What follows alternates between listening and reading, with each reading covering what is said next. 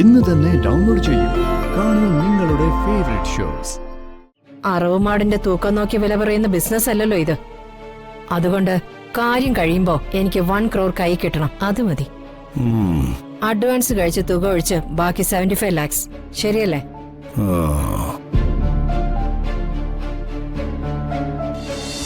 അതിനിടയിൽ ആ വൃത്തിയുടെ പിള്ളേരെ പന്തറിഞ്ഞ് മരുന്ന് തട്ടിയിടുന്നു ഞാൻ പ്രതീക്ഷയില്ല.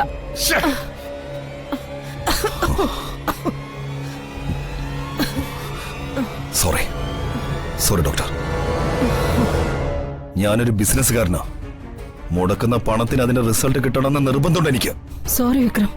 ഡോക്ടറെ, അവസരങ്ങളാണ് പ്രധാനം. അവസരങ്ങളെ പ്രയോജനപ്പെടുത്തുന്നവനെ എന്നും ജീവിതത്തിൽ ലക്ഷ്യം കണ്ടിട്ടുള്ളൂ. സാരമില്ല, ഡോക്ടർ ചെയ്യണം. മെഡിസിൻ ഞാൻ ഏർപ്പാടാക്കി കഴിഞ്ഞു. മുത്തശ്ശി ജീവിച്ചിരുന്നാൽ അപകടം. അവരെ അവസാനിപ്പിച്ചേ പറ്റൂ. വിക്രം, ചില അപ്രതീക്ഷിത സംഭവങ്ങൾ എന്നെ തളർത്തിയെന്ന് പറഞ്ഞത് ശരിയാ. പക്ഷേ ഏറ്റെടുത്ത കാര്യം ഞാൻ ചെയ്തിരിക്കും. ഡോക്ടറെ, ഡോക്ടർ വിചാരിക്കും പോലെ അതൊരു സാധാരണ വീടല്ല. ഒരു പത്മവ്യൂഹ. അതിലേക്ക് കയറി വിജയം കൈവരിച്ച് പുറത്തേക്ക് ഇറങ്ങാൻ അത്ര എളുപ്പമൊന്നുമല്ല. ചുറ്റും കണ്ണുകൾ വേണം. വിക്രം, കൊല്ലുന്നത് പോലെ സാഹസികമായ പണിയാണ് മരണത്തിൽ നിന്ന് രക്ഷപ്പെടുത്തുന്നത്. ദയാവിധം നിയമവിധേയമായ രാജ്യത്ത് പോസ്റ്റ് ഗ്രാജുവേഷൻ പൂർത്തിയായി എനിക്ക് കൈവിറക്കില്ല.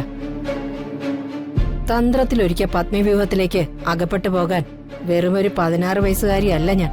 വിക്രം അടക്കമുള്ള മരുമക്കളും മക്കളും തളർത്തിയ നല്ല മനസ്സും കാഴ്ചശക്തിയുമുള്ള ഒരു ധൃതരാഷ്ട്രമുണ്ട് അവിടെ. മാധവൻ നായർ. ഗുഡ്. കുടുംബത്തിന്റെ ഹിസ്റ്ററി മുഴുവൻ മനസ്സിലാക്കിയിട്ടാ ഡോക്ടർ സിറിഞ്ചുമായിട്ട് ഇറങ്ങിയതല്ലേ? രോഗിയുടെ പൾസ് റേറ്റും ഹാർട്ട് ബീറ്റും മാത്രമല്ല, അവന്റെ മനോബലവും രക്തം കട്ടിയാക്കാനുള്ള സമയവും കേസ് ഹിസ്റ്ററി മുഴുവനും പഠിച്ചിട്ടാണ് ഞങ്ങൾ ഡോക്ടർമാർ കത്രിക എടുക്കാറുള്ളത്. പ്രസംഗം കൊള്ളാം, പ്രവൃത്തിയിലും അത് വേണം. വന്നില്ലെങ്കിൽ ഇനി ഒരു കൊലപാതകം കൂടി മാത്രമേ ചെയ്യുള്ളൂന്ന് ശപഥം എടുത്തിരിക്കുന്ന ഈ ഞാൻ അതങ്ങ് മാറ്റും. ആദ്യം കൊല്ലുന്നത് നിങ്ങളെ ആയിരിക്കും. അതെ, വിക്രം വെറും വാക്കൊന്നും പറയാറില്ല. അടുത്ത ശ്രമം വിജയിച്ചിരിക്കും, ഉറപ്പാ. മതി, എനിക്കത് മതി. അറവുമാടിന്റെ തൂക്കം നോക്കി വില പറയുന്ന ബിസിനസ് അല്ലല്ലോ ഇത്. അതുകൊണ്ട് കാര്യം കഴിയുമ്പോ എനിക്ക് 1 crore കൈ കിട്ടണം. അത് മതി. അഡ്വാൻസ് കഴിച്ച് തുക ഒഴിച്ച് ബാക്കി 75 lakhs. ശരിയല്ലേ?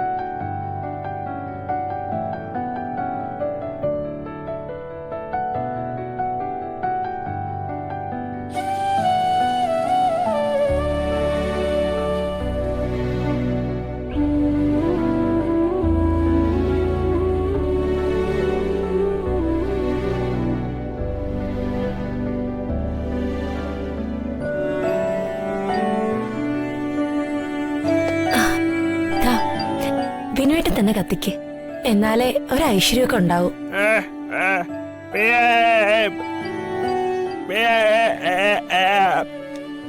ആഹാ, ഞാൻ കത്തിച്ചാ മതി. ഞാനാണ് വിനുവേട്ടന്റെ ഐശ്വര്യമൊന്നോ?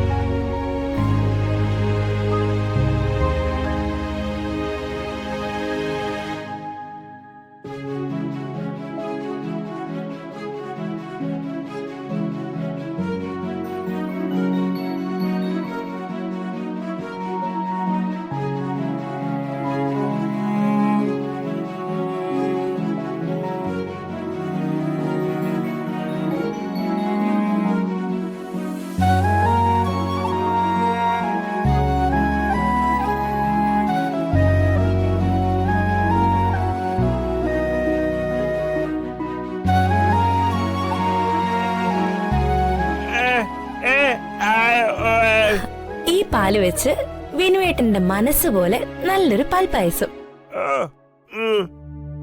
ആ, വിനുവേട്ടന്റെ മനസ്സുപോലെ ആവുമ്പോ നല്ല മധുരം കാണുമല്ലോ.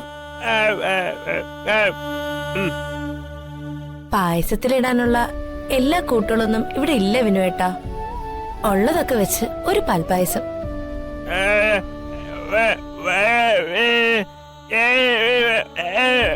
ആ, എനിക്ക് ആ വീട്ടിൽ നിന്ന് ഈ വീട്ടിൽ വന്നപ്പോ സങ്കടം ഉണ്ടോന്നോ? എന്താ വിനുവേട്ട ഇത്? വിനുവേട്ടനൊരു കാര്യം അറിയോ? എപ്പോഴും സന്തോഷവും സമാധാനവും ഒക്കെ ഉള്ളത് കൊച്ചു വീട്ടിലാ.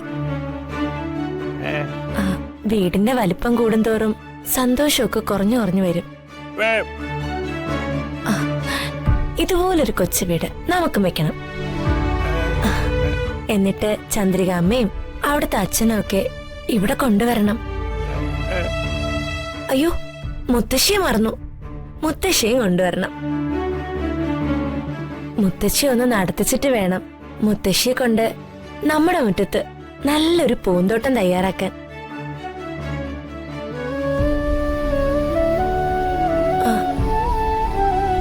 എന്താ വിനുവേട്ടാ? വിനുവേട്ടന് ഞാൻ പറഞ്ഞ സങ്കടായോ?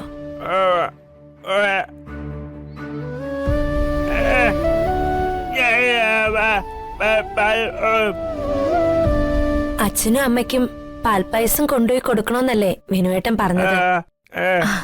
അത് ഞാൻ വിനുവേട്ടനോട് അങ്ങോട്ട് പറയാനിരിക്കുമായിരുന്നു. ആ, നമുക്ക് സ്വന്തം പറയാൻ അവര് മാത്രമല്ലേ ഉള്ളൂ.